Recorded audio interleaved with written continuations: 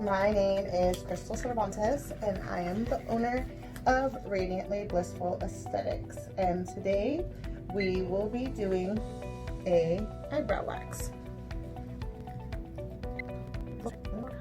Alright, so first thing that I like to do with the eyebrow is to assess the area, make sure there's no breakouts, blemishes, anything like that, sunburn, and then we are going to cleanse the area. And then next, what's important to me, just to assure that I am not putting the client in any harm's way, I test the temperature. And how I do that, I take a clean stick and I put some on my arm, the inner portion, the same spot where you would check for baby's milk to see if it's too warm, and then we get started. I don't particularly put anything on the brow like powder or oil, and the lines to map it out, they throw me off.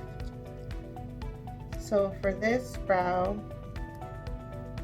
we're just gonna do natural with a slight arch.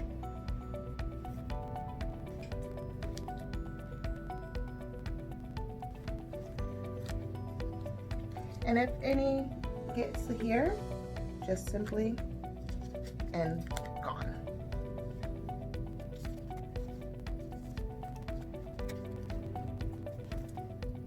I like to hold it like a pencil, then it gives you more control on how much you can spread across the skin. I like to go over a couple times just to make sure I have all the hairs in the wax. Because with soft wax, you don't want to go over the skin too many times. That's where you start to run into trouble removing too much of the dead skin.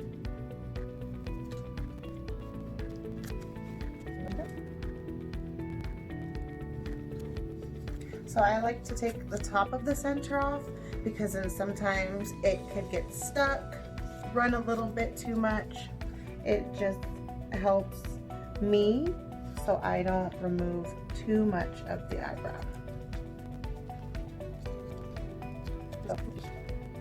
I like to use the lipstick applicator for the under. It gives a lot more control and it doesn't push so hard as the stick would. It's a lot more forgiving, I guess, than a stick. And again, same concept, I just go over a couple times, make sure I have everything adhered into the wax. And with this guy, I break it up into sections. Even though I spread it all at once, I like to do it in sections. It could be a warmer day, the client could be sweating. You don't want it to leak into the eyebrow where you don't want to remove hairs. Now, if you forget a couple, that's cool. You can go back in and clean it up with the tweezers, but you never want to remove more.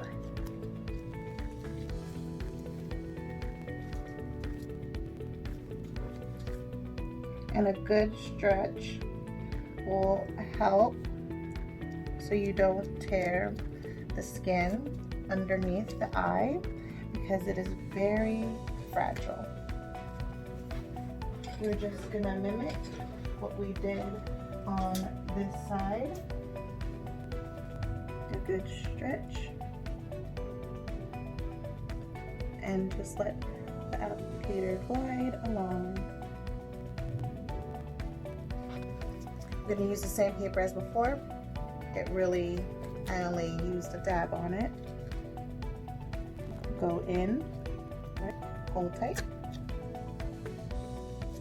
all in one swift pull. Hold tight and pull. Just go in there, pick up the excess sticky pieces. I'll go back in with a little bit of cleanser.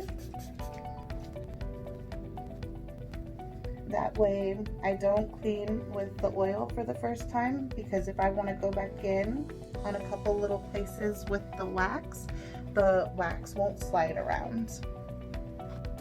So now I'm going to bring all my tools over to me. I'm going to brush the brows down. I like to follow the curvature of the eyebrow, and I brush them up. I go back in and I brush again. I missed a couple little unruly guys. Again, I like to follow the curvature of the eyebrow. And then I go in. I'm not a fan of the pointed tweezers. I feel like I might stab my client. These ones, the ends are flat. So for me, it's just easy to go in, push the hairs up, and pull the hair out that I isolated without causing any trauma to the skin. And you can't be afraid to put a little bit of pressure while you're tweezing, because this is important. You don't want your client jerking their head around while you're trying to get the shape that they desired. I could have went back and put a little bit of wax, but I noticed in certain areas she started to have a little bit of a reaction, and the tweezing doesn't bother her too much. But I do see one spot where I want to make it a little bit more flat. A lot of clients always have little hairs in this little spot, and this is an important spot that you can't miss, or it ruins the whole eyebrow look.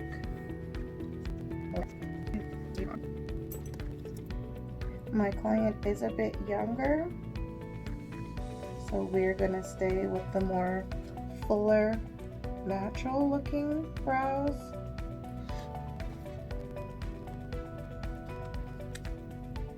Again, we're gonna brush, and then we're gonna follow the curvature of the brow.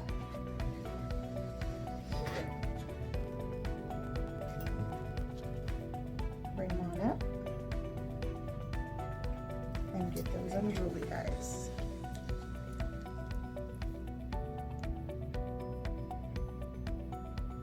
I've seen a lot of videos where they hold the brow hairs up. I find that that makes them a bit too sharp, and a lot of people that I've came across doing their brows, they don't particularly care for the sharp look. They want something a bit more subtle and natural.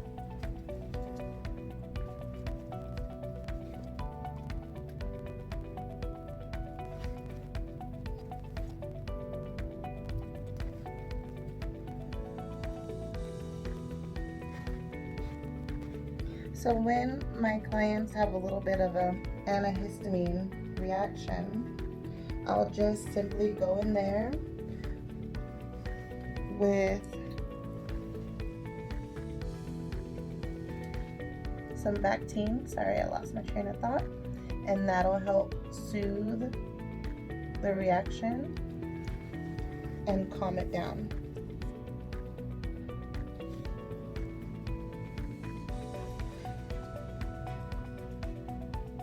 And that also helps fight the itch, because sometimes when you do soft wax, it tends to get a little bit itchy.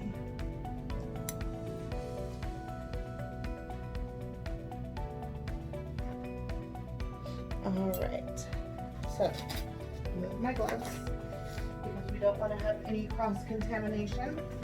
You're going to grab the Bactine. I don't leave it out because looking at it can get the client kind of worried, like, hey, are you going to mess up? Do you mess up a lot?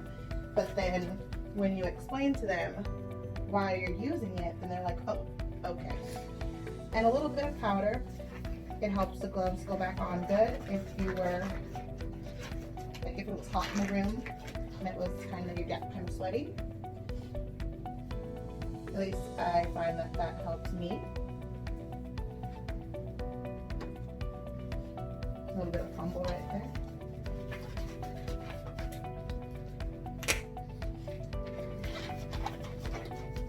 Alright, so we get the clean 4x4.